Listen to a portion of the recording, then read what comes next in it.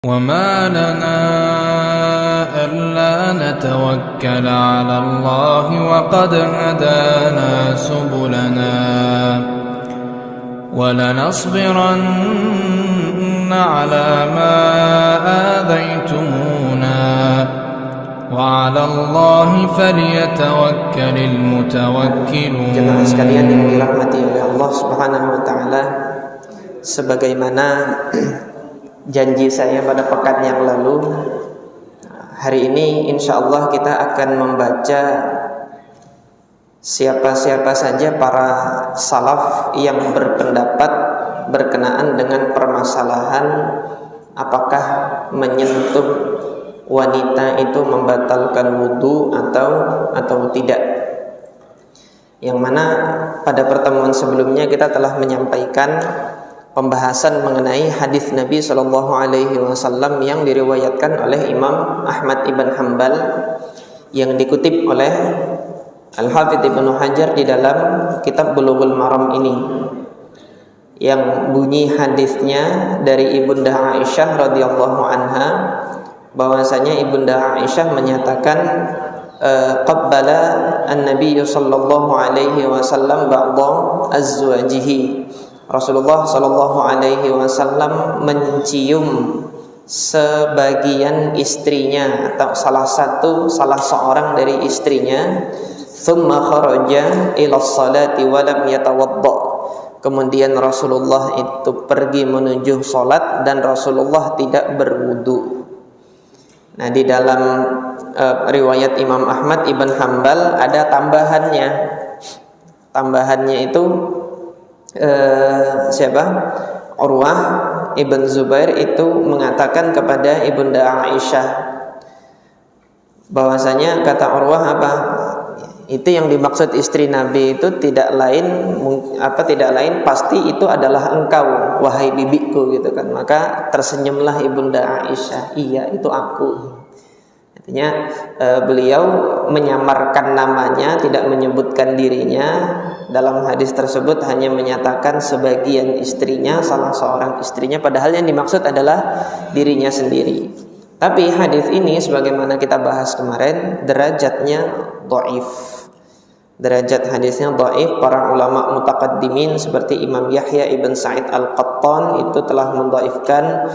Kemudian Al-Imam Sufyan ibn Sa'id al-Thawri juga demikian, menyatakan bahwasanya riwayatnya Habib ibn Abi Thabit dari Urwah itu bukan Urwah bin Zubair tetapi Urwah al-Muzani. Meskipun hadis itu dhaif, sebagaimana yang sudah kita sampaikan kemarin, ada riwayat lain yang secara makna menguatkan makna dari hadis ini, yaitu hadis Aisyah yang diriwayatkan oleh Imam Muslim di dalam sahihnya ketika beliau meraba-raba di mana Rasulullah berada. Aku kehilangan Rasulullah di suatu malam. Faqadtu Rasulullah sallallahu alaihi wasallam dzata lailah. Suatu malam aku kehilangan Rasulullah, faltamastuhu, maka aku cari di mana itu Rasulullah. Fawaqa'at yadi fi qadamai Rasulillah sallallahu alaihi wasallam. Maka tanganku menyentuh dua kakinya Rasulullah sallallahu alaihi wasallam. Wahuma mansubatan, keduanya dalam keadaan ditegakkan. Dalam riwayat Imam Muslim tidak disebutkan itu dirapatkan. Dalam riwayatnya Imam Ibnu Khuzaimah baru disebutkan itu dirapatkan. Nah, oleh sebagian kalangan, sebagian teman-teman, riwayatnya Imam Ibnu Khuzaimah itulah yang kemudian dipraktekkan pada saat sujud, yaitu merapatkan kakinya. Adapun saya pribadi, saya lebih cenderung kepada riwayatnya Imam Muslim yang tidak menyebutkan kaki dirapatkan. Jadi kalau nanti antum melihat saya sujud kaki saya enggak dirapatkan, dasar saya adalah riwayatnya Imam Muslim dan saya meragukan kesahihan dari riwayatnya Imam Ibnu Khuzaimah. Ini pilihan saya. Nah, adapun pembahasan kita malam hari ini adalah pemaparan mengenai pendapat para ulama salaf. Ya, ketika saya mengatakan salaf berarti yang ada di generasi yang tiga ini, generasi sahabat, tabi'in dan atba'ut tabi'in. Apa sih pandangan mereka mengenai ini gitu. Nah, di sini saya sampaikan sekali lagi, kebiasaan saya, tradisi saya untuk menukilkan khilaf para salaf, rujukan saya adalah kitab Al-Awsat yang disusun oleh Al-Imam Abu Bakar Ibnul Mundhir. Bagi para pengkaji ilmu syariat tentunya sudah mengenal ini adalah kitab rujukan yang muktamad untuk menukilkan khilaf para salaf. Al-Imam An-Nawawi rahimahullah itu di dalam majmu'nya kalau menukilkan khilaf, rujukan beliau kepada karya-karyanya Imam Ibnul Mundhir rahimahullah. Kemudian sebagai tambahan faidah, kalau nanti antum mau lihat pendapat-pendapat para salaf yang diriwayatkan dengan sanad, jadi kebiasaan saya itu kalau mau menukilkan riwayat dari para salaf itu bukan di buku-buku yang baru ditulis hari ini gitu loh, yang tidak mencantumkan sanad, itu bukan kebiasaan saya. Tapi kebiasaan saya mencari literatur referensi kitab yang masih mencantumkan sanadnya, menghubungkan dengan salafnya, sebagaimana hadis itu diriwayatkan, demikian pula nanti pernyataan para salaf itu juga diriwayatkan dengan sanadnya sampai kepada salaf yang menyatakan itu.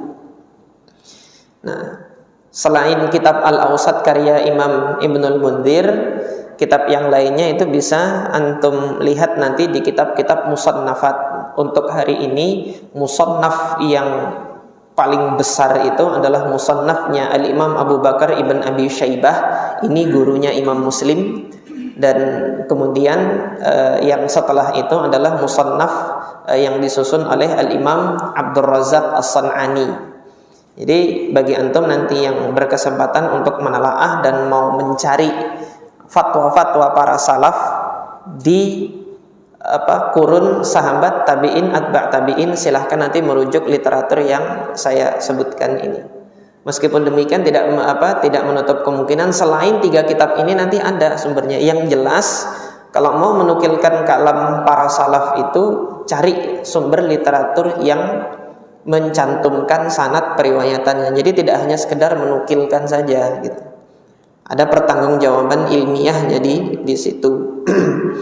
Nah, Al-Imam Abu Bakar Ibnul Mundhir ini menukilkan setidaknya ada 4 pendapat di kalangan para salaf mengenai permasalahan apakah menyentuh wanita itu batal atau tidak.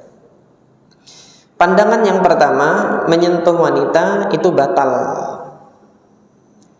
Pandangan ini dinyatakan oleh Al-Imam Abu Bakar Ibnul Mundhir ketika beliau mengatakan wa mimman ra'a anna fil qiblati al-wudu az-zuhri, dan di antara para ulama kata beliau yang berpandangan bahwasanya mencium itu harus berwudu, artinya ketika mencium wudunya batal dan harus mengulang wudunya. Satu yang beliau sebutkan Al-Imam Az-Zuhri.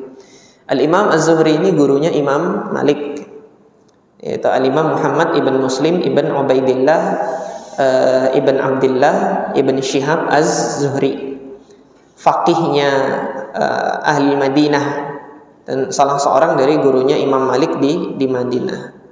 Kemudian disebutkan oleh Imam Abu Bakar Ibnul Mundhir di sini yang juga berpendapat demikian dari kalangan tabi'in. Tadi kan Imam Zuhri dari kalangan tabi'in, dan masih di kalangan tabi'in juga yaitu Imam Atha ibn Sa'ib, Al-Imam Makhul, kemudian Al-Imam Asy-Sya'bi Amir ibn Syarahbil Asy-Sya'bi, kemudian Al-Imam An-Nakhai. Ini 2 orang ini di Kufah. Imam An-Nakhai, Al-Imam Ibrahim ibn Yazid An-Nakhai, kemudian Al-Imam Yahya Al-Ansari, Yahya ibn Sa'id Al-Ansari. Ini tabi'in, atba'u tabi'in di Madinah. Al-Imam Yahya ibn Sa'id Al-Ansari. Kemudian Al-Imam Zaid ibn Aslam dan Al-Imam Rabi'ah ibn Abi Abdurrahman. Ini gurunya Imam Malik atau dikenal dengan Rabi'ah Ar-Ra'yi. Ahli fikihnya Madinah yang cenderung menggunakan ar-ra'yi dalam fatwanya di Madinah. Ini merupakan keunikan tersendiri di mana Madinah itu basis madrasah fikih ahli hadis tetapi ada yang cenderung menggunakan ra'i, yaitu Al-Imam Rabi'ah. Sebaliknya nanti di Kufah, yang mana mainstreamnya pada umumnya menggunakan basic fikihnya itu kepada ra'i di madrasahnya Imam Abu Hanifah, nanti ada satu yang cenderung lebih banyak menggunakan hadis, yaitu Al-Imam Muhammad Ibnul Hasan Asy-Syaibani, muridnya Imam Abu Hanifah, salah seorang perawi dari Muwatta'nya Imam Malik.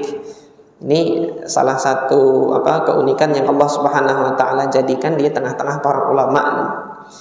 Kemudian Al-Imam Al-Auza'i dan Al-Imam Sa'id ibn Abdul Aziz, dan yang terakhir adalah Al-Imam Syafi'i. Ini yang sebagaimana kita ketahui bahwasanya dalam mazhab Syafi'i menyentuh wanita itu batal, wudunya batal, dan dia harus mengulang wudunya kembali ketika dia menyentuh wanita.